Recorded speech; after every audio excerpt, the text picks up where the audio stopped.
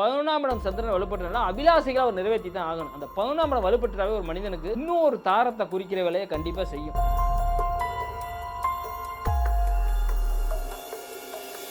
இவரோட ஜாதகம் ஓப்பனா சொன்னா நரேந்திர மோடிஜி ஜாதகம் மாதிரி விஜயோட ஜாதகம். அவ்வளோ பவர் இருக்கு, பவரான ஜாதகம். எம்ஜிஆர் ஜாதகமே பார்த்தேன், எம்ஜிஆர் ஜாதகத்தை விட வலிமையான ஜாதகம். விஜய் இந்த வருஷம் முதலமைச்சர் ஆவார்னு சொல்றீங்க? கண்டிப்பா. ஐயா வணக்கம். வணக்கம் வணக்கம். சொல்லுங்க ஐயா. நல்லா இருக்கீங்களா ஐயா? நல்லா இருக்கேன் ஐயா. சொல்லுங்க. செய்திகள் வந்த வண்ணம் இருக்குங்க ஐயா. சரிங்க ஐயா. நீங்க சொன்ன மாதிரி தேர்தலுக்கு முன்னரமே நமக்கு பேட்டி எடுத்து வெளியிட்டோம் உங்களோட காணொலியை, உங்களோட கருத்துக்களை. ஆமாங்க. ஏன்னா எல்லா ஊடகங்களும், பெரும்பாலான ஊடகங்கள் எல்லாமே திமுக தான் வெற்றி பெறும் அப்படின்னு சொல்லியிருந்தாங்க. பெரும்பாலான ஜோதிடர்கள் எல்லாமே ஆளுங்கட்சியான திமுக தான் வரும்னு சொல்லியிருந்தாங்க. கருத்து கணிப்புலாம் அப்படித்தான் சொல்லியிருந்தது. சரிங்க. நீங்கள் மட்டும் விஜய் முதலமைச்சர் ஆகியே தீவார் அப்படின்னு கண்டிப்பா உறுதிபட சொன்னீங்கய்யா. கண்டிப்பா. அது எந்த வகையில சொன்னீங்கய்யா? இல்லங்கய்யா, அவரோட கிரக சேர்க்கை தாங்கய்யா. மத்த ஜோதிடர் சொன்னதெல்லாம் பாத்தீங்கன்னா சும்மா பெயர்ச்சி பலன் மட்டுமே வச்சு என்கிட்ட சொன்னாங்க. அதுதான் அவங்க கணிச்ச ஜோதிடம் எல்லாம் தப்பானதுக்கு காரணம். இது ஜோதிடம்ங்கிறது பாத்தீங்கன்னா பிறப்பு ஜாதகம் தான் மிக தெளிவா பேசும். நம்ம இந்த பூமியில என்ன கர்மா அனுபவிக்கணும் பிறந்து வந்திருக்கோமோ அது தெளிவா நகரும். அந்த பிறப்பு ஜாதகத்தை தெளிவா கணிச்சோம், அது தெளிவா இருந்துச்சு. அதனால அது ஆட்சி அதிகாரத்துக்கு வந்துட்டாங்க. அவர் ஆட்சி அதிகாரத்துக்கு வந்தே ஆகணுங்கிறது அவரோட ஜாதகம். அதை தாண்டி ராகுவோட அந்தரம் போயிட்டு இருந்துச்சு. சுக்கிர திசையில குரு புத்தி, ராகுவோட அந்தரம், ராகு 3ஆம் இடத்துல உச்சம். பல சூழ்ச்சியெல்லாம் அவர் சந்திச்சு சாதாரண இடம் கிடையாது. அந்த ராகு உச்சம் பெற்று உட்கார்ந்து அந்த உச்சம் பெற்ற ராகுக்கு பாத்தீங்கன்னா செவ்வாய் சந்திரனோட சேர்ந்து நீச்ச பங்க ராஜயோகத்துல உட்கார்ந்துருக்கு 11ஆம் இடத்துல. அதுதான் அவரோட ஜாதகத்துல மிகப்பெரிய பலம். இந்த நீச்ச பங்க ராஜயோகம் தான் அவர் அடுத்த கட்டம் கொண்டு வந்திருக்கு. ஆமா, அந்த ராகுக்கு வீடு கொடுத்த கிரகம். பட் ஆனா பாத்தீங்கன்னா அதுக்கு பாத்தீங்கன்னா 10ஆம் இடம்ங்கிறது ரொம்ப பயங்கர பவர்ஃபுல்லா இருக்குங்க. அதே மாதிரிக்கு தெய்வ கடாட்சம் விஜய் ஜாதகத்துல அபரிவிதமா இருக்கு. இப்ப பாத்தீங்கன்னா இன்னுமே எல்லாரோட கேண்டிடேட்டோட ஜாதகம்லாம் கணிச்சிருந்த அப்படின்னா இதை விட வளர்ச்சி அடைஞ்சிருப்பாங்க. இப்ப விஜயோட ஜாதகத்துக்கு ஆட்சிக்கு வரணுங்கிறது மட்டும்தான் நம்ம கணிச்சிருக்கோம். இப்ப எம்எல்ஏ கேண்டிடேட் எல்லாம் நம்ம கணிச்சு கொடுத்துருந்தோம் அப்படின்னா 200 சீட்டுக்கு மேல ஜெயிச்சிருக்கிறதுக்குலாம் கூட வாய்ப்பு இருக்கு. ஏன்னா அது மாதிரிக்கு ஒரு பலமான ஜாதகம் விஜய் ஜாதகம். இப்ப அவருக்கு கரெக்டான தசாபத்தி. இனிமே இந்த ஆட்சி கட்டுல இருந்து விஜய் இறக்குறது அவ்வளவு ஒரு சாதாரண விஷயம் கிடையாது. இல்ல, நீங்க பேசும்போது எம்ஜிஆரோட வலிமையான ஜாதகம் சொன்னீங்க. எம்ஜிஆர் மிகப்பெரிய ஒரு உயர்ந்த நட்சத்திரம் வந்தார் தமிழ்நாட்டுல. ஆமா, மக்கள் செல்வாக்கு பெற்றிருந்தாரு. ஆமா, அவரை விட சிறப்பு வாய்ந்த ஜாதகம் அப்படின்னு சொல்லியிருந்தீங்க. மேலும் பிரதமர் மோடி ஜாதகத்துக்கு சமமா குறிப்பிட்டிருந்தீங்க. கண்டிப்பா. அத பத்தி சொல்லுங்க. எம்ஜிஆரோட எப்படி வலிமையானவரா ஒரு? ஆமாங்க. எம்ஜிஆரோட ஒரு பாத்தீங்கன்னா 3 மடங்கு வலிமையான ஜாதகம் ஐயா இது. அதையும் தாண்டி ஒருத்தரோட ஜாதகம் அப்படிங்கிறது பாத்தீங்கன்னா அவருக்கு அந்த தசா புத்தி வரணும். பர்டிகுலரா ஜெயிக்கணும் அப்படின்னா அந்த தசா புத்தி வரணும். அவர் இப்ப நடக்கிற அந்தரம் சூட்சமத்துக்குள்ளே ஜெயிச்சு வந்துற வாய்ப்பு இவருக்கு அவர்தான் இருக்குன்னா அடுத்து வர்ற திசையெல்லாம் டோட்டலாவே அவருக்கு தான் சாதகமா இருக்கும். 100% அவர் தான் அடுத்தடுத்த காலகட்டங்கள்ல சிஎம் வருவாரு. அதே மாதிரிக்கே மோடி ஜாதகம் மாதிரிக்கு இவரோட ஜாதகம் வலிமைங்கிறது 10-11ஆம் இடங்கள் மிகப்பெரிய பலம் பெற்று உட்கார்ந்துருக்கு. அதை தாண்டி அவருக்கு தசா புத்தி நடத்த வருது. மற்றபடி இந்த கோச்சார பலனுக்கும் அதுக்கும் இந்த மற்ற ஜோதிடர் பேசுறதுக்கும் இதுக்கு சம்பந்தமே கிடையாது. அவங்கெல்லாம் எதுக்கு எனக்கிட்ட நிறைய ஜோதிடர் இருக்கு என்கிட்ட தொடர்பு கொண்டு பாத்தீங்கன்னா இது நீங்க இதை கணிக்கிறீங்க, இப்படி எல்லாம் வரமாட்டாரு, இத்தனை சீட்டு வந்திருக்கு அப்படின்னா நிறைய ஜோதிடர் என்கிட்ட வாக்குவாதம் எல்லாம் பண்ணாங்க. எல்லாருக்கும் மே 4ல பாருங்க அப்படின்னு சொல்லியிருந்தேன். நான் சொன்னது மாதிரிக்கே ஏடிஎம்கே, டிஎம்கே, தாவேகா எல்லாமே நான் சொன்ன மாதிரி சீட்டு வந்திருக்கு.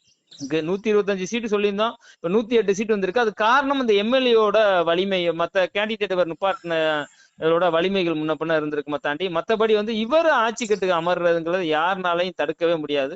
அது மாதிரி ஒரு அமைப்பு. இதுக்குள்ளேயும் ராகு 3ஆம் இடத்துல இருக்க ராகு, உச்சம் பெற்ற ராகு இப்ப அந்தரங்கள் போயிட்டு இருக்கிறதுனால இவரோட இப்ப பாத்தீங்கன்னா ஒரு சில சூழ்ச்சிகள்லாம் பண்ணுவாங்க. ஒரு ஆட்டங்கள் கொஞ்சம் நிறைய வேலைகள் பண்ணுவாங்க. ஏன்னா மெஜாரிட்டி கொஞ்சம் இது இருக்கிறதுனால. பட் அதெல்லாம் வெற்றி கொண்டு அவர் அந்த இடத்துல அதிகாரத்துல அவர் தான் உட்காருவாரு. அவரை ஒண்ணுமே பண்ணிக்கிற முடியாதுங்க ஐயா. கண்டிப்பாங்க. நீங்க சொன்ன மாதிரி 100 சீட்டுகளுக்கு மேல நிச்சயமா வாங்கிட்டாருங்க. ஆனா என்ன ஒரு குழப்பம்னா இன்னும் பெரும்பான்மையை ஆட்சி அமைக்க முடியாத சூழல் இருக்குல்ல. கூட்டணி கட்சிகள் சீட் வந்தாதானே ஆட்சி அமைக்க வேண்டிய சூழல் இருக்கு. அதனால சில பேர் என்ன கேள்வி கேக்குறாங்கன்னா, இந்த ஆட்சி அப்படி அமைச்சாலும் எப்ப வேணுமா கவிழலாம் அப்படி வாய்ப்பு இருக்குன்னு சொல்றாங்க. அது எப்படிங்க? 5 வருடம் நீடித்து ஆட்சி கொடுப்பாரா?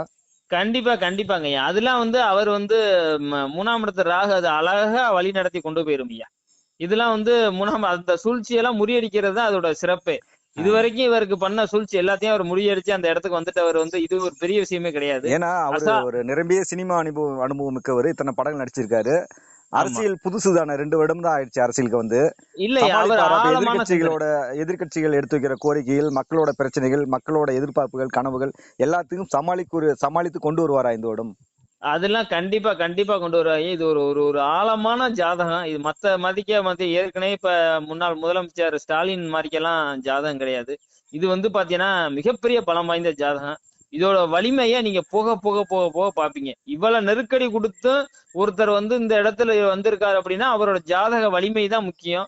அவர் முன்ஜென்மத்துல பண்ண நல்ல விஷயங்கள் தான் ரொம்ப முக்கியம். இது பெரிய தெய்வ கடாட்சம் நிறைந்த ஜாதகம். இது வந்து 5ஆம் இடம். தேர்தலுக்கு பிந்தையே பாத்தீங்கன்னா அப்பதான் கோவிலுக்கு போனாரு, மசூதி போனாரு, சர்ச்சு போனாரு. ஆமாங்க. இப்ப எப்படி? ஆமாங்க. 1, 5, 9 சம்பந்தப்பட்டு கேந்திரமும் வலுப்பெற்ற ஜாதகம். 1, 5, 9 சம்பந்தம் கேந்திரமும் வலுப்பெற்ற ஜாதகம். மிகப்பெரிய யோக ஜாதகம். இது ஒரு மனிதனுக்கு சாதாரண மனிதனா பிறப்பெடுத்து இது மாதிரிக்கே ஜாதகம் யாருக்கும் நடப்பு திசையா வரணும் மெயினா. அது மாதிரிக்கே வந்துச்சு அப்படின்னா எவ்வளவு பெரிய ஆளையும் உச்சத்துக்கு கொண்டு போங்கிற ஒரு ஜாதக அமைப்பு இது. அது மாதிரிக்கே ஒரு ஜாதகம். திரிகோணம் பிளஸ் கேந்திரம் வலுப்பெற்ற ஜாதகங்கிறது மிகப்பெரிய ஒரு பலம் வாய்ந்த ஜாதகம். அந்த அமைப்பு வந்து விஜய் இருக்கு. கண்டிப்பா இப்ப 5 வருடமும் ஆட்சி கொண்டு போயிடுவாரு. கண்டிப்பா அதெல்லாம் தூக்கி சாப்பிட்டுருவாருங்க. இந்த 9ஆம் மாசத்துக்கு அப்புறம் அந்த ராகம் முடிஞ்சிடும். அதுக்கப்புறம் அதோட திசையே வேற. அதெல்லாம் வந்து அது நினைச்சே பார்க்க முடியாத உயரத்துக்கு அவர் போறாரு. இனி இருக்கிற கட்சிகள் எல்லாமே இவரை தான் ஆதரிக்கும். இது வரைக்கும் டிஎம்கேல எத்தனை கட்சி கூட்டணி சேர்ந்திருந்தாலும் அவ்வளவு கட்சிகளும் இனி விஜய் நோக்கி மட்டுமே தான் பயணிக்கும். 100% நடக்கும். இது வந்து இனிமே திமுகங்கிற ஒரு கட்சி வந்து பாத்தீங்கன்னா மிகப்பெரிய ஒரு சரிவை சந்திக்கிற மாதிரி சூழ்நிலை தான் சந்திக்கும். ஏன்னா அவங்களோட ஜாதக அமைப்பு அப்படி போயிட்டு இருக்கு இப்போக்கி காலகட்டம். யாரு? ஸ்டாலின் ஐயா ஜாதக அமைப்புங்களா? ஆமா, ஸ்டாலின் ஐயா ஜாதகம் அப்படி போயிட்டு இருக்கு. உதயநிதி ஜாதகம் பாத்தீங்கன்னா 10ஆம் இடத்துல சூரியன் உட்கார்ந்து இருக்காரு. அதை வச்சுதான் எல்லாம் பதவிக்கு வருவாங்க அப்படின்னு சொன்னாங்க. ஆனா அந்த 10ஆம் இடத்துக்கு அதிபதி வந்து பாத்தீங்கன்னா நீச்சம் பெற்று உட்கார்ந்து இருக்காரு. சட்டமன்ற உறுப்பினரா வந்துட்டாரு. சட்டமன்ற உறுப்பினர் 10ஆம் இடத்துல இருக்க சூரியன் அவ்வளவுதான் முடியும். அதிகாரத்துக்கு வரணும்னா அதுக்கு வந்து இன்னமும் கிரகங்கள் தேவைப்படுதுங்க ஐயா. அந்த ஜாதகங்கிறது அவருக்கு தான் செயல்படுது. அவர் சட்டமன்ற உறுப்பினரை தான் ஆனாரு.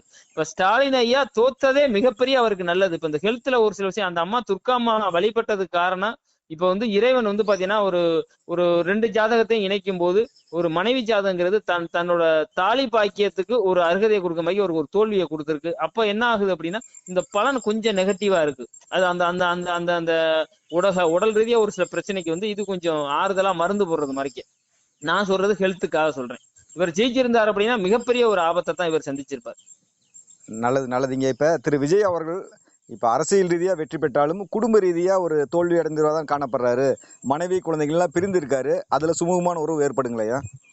இல்லங்க, அதெல்லாம் பாத்தீங்கன்னா அது வந்து 11ஆம் இடத்தோட வேலை. 11ஆம் இடம் வலுப்பெற்ற ஒரு ஜாதகம் யாருக்குமே பாத்தீங்கன்னா இருதாரத்தை குறிக்கிற வேலையை கண்டிப்பா செய்யும். இது எல்லாரோட தனிப்பட்ட ஜாதகத்திலும் இருக்கிற ஜாதகம் தான்.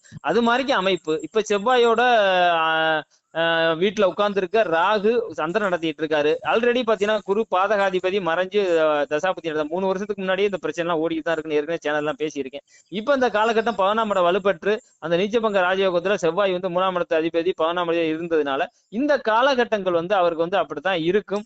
பட் ஆனா அவர் குடும்பத்தை விட்டுட்டு தனியா ஓகே அப்படிங்கிற லெவலுக்கு இருக்க மாட்டாரு. அந்த குடும்ப பற்று இருக்கும். அந்த 11ஆம் இடத்துல வலுப்பெற்ற காரணத்தால் இருதார குற்றத்தை கண்டிப்பா கொடுக்குற வேலையை கண்டிப்பா செஞ்சு கொடுக்கும். இது எல்லா ஜாதத்திலும் இருக்கும். அதுக்கு மேல அவர் வந்து அதாவது கன்னியா லக்கணத்துல பிறந்ததுனால 2ஆம் அதிபதி பாத்தீங்கன்னா உங்களுக்கு 9ஆம் இடத்துல கேதுவோட சேர்ந்து உட்கார்ந்துருச்சு. கேது 2ஆம் இடத்து அதிபதியோட சேர்ந்து உட்கார்ந்தாவே ஒரு வந்து பாத்தீங்கன்னா அது ஒரு கிரக தோஷம் மாதிரி. அது என்ன பண்ணும் அப்படின்னா குடும்பம் சார்ந்த விஷயத்துல பிரிச்சு வைக்கிற வேலையை செஞ்சு கொடுக்கும். அதைத்தான் அவருக்கு செஞ்சு கொடுத்துருக்கு. பட் ஆனா அவர் வந்து அந்த குடும்பத்தை பெருசா விட்டுருவாரு பண்ணிடுவாரு அப்படிங்கிற அளவுக்கு பெருசா ஒரு நெகட்டிவ் கிடையாது. இன்னொரு தாரமே அதுவும் அந்த ஜாதகம் 2வது ஜாதகம் தாரமா வர்ற ஜாதகம் எப்படி செயல்படுங்கிறது ரொம்ப முக்கியம். அது மாதிரிக்கு வந்தாலும் குடும்பத்தை அவர் விட்டுற மாட்டாரு. பட் இருந்தாலும் அவர் சாக்ரிஃபைஸ் பண்ணிக்கிறதுக்கு வாய்ப்பு நிறைய இருக்கு. ஏன்னா 2 ஆப்ஷனுமே 2ஆம் இடத்துல வலுவா உட்கார்ந்துருக்காரு. 11ஆம் இடம் வலுப்பட்டு இருக்கு. ரெண்டுமே 2 கண்ணா தான் பாப்பாரு. ஆனா பட் இருந்தாலும் ஒரு சில விஷயம் பாத்தீங்கன்னா அவர் வந்து என்னோட கணக்கு பாத்தீங்கன்னா அவ்வளவு சீக்கிரத்துல இன்னொரு ஸ்தானத்துக்கு அவர் போறதுக்கு வாய்ப்பு கம்மிங்கய்யா. நல்லதுங்க. விஜய் வந்து முழு நேர அரசியல்வாதி ஆயிட்டாருங்க. முதலமைச்சர் ஆக போறாரு. தொடர்ந்து அடுத்த சினிமா நடிக்கிறதுக்கு வாய்ப்புகள் மீண்டும் வர்றதுக்கான வாய்ப்புகள் இருக்குங்களா? அதுக்கெல்லாம் வாய்ப்பு கம்மிங்க ஐயா. இல்ல அதுக்கெல்லாம் வாய்ப்பு கம்மி. இனி அரசியல்ல இனி தீவிரமா இருப்பாப்ல. சரி இனி சரி. வந்து பாத்தீங்கன்னா இது வந்து ஒரு ட்ரைலர் தான் அவரோட அரசியல் வாழ்க்கைக்கு. இப்ப வெற்றி வந்து ஒரு ட்ரைலர் தான். இன்னமும் பாத்தீங்கன்னா மிகப்பெரிய உயரத்துக்கு அவர் அடைய போறாரு. கண்டிப்பா பாத்தீங்கன்னா இனி வரும் காலங்கள்ல விஜய் தான் அசைக்க முடியாத சக்தியா தமிழ்நாட்டுல தமிழ்நாட்டுல தவிர்க்க இருப்பார். முடியாத சக்தியா வந்துருவாரு. அசைக்க முடியாத சக்தி, வந்துட்டாரு. தவிர்க்க முடியாத சக்தி, அசைக்க முடியாத சக்தியா இருப்பார். மிக்க மகிழ்ச்சிங்க, மகிழ்ச்சிங்க. உங்க வாக்கு ஏற்கனவே பலிதமாயிடுச்சு. இன்னும் வாக்கு பலிதமாக இறைவனை பிரார்த்திப்பங்கய்யா. சரிங்க. மிக்க மகிழ்ச்சிங்க. நன்றிங்கய்யா. மீண்டும் நன்றி சந்திப்போம். நன்றி நன்றி நன்றி நன்றி. நன்றி.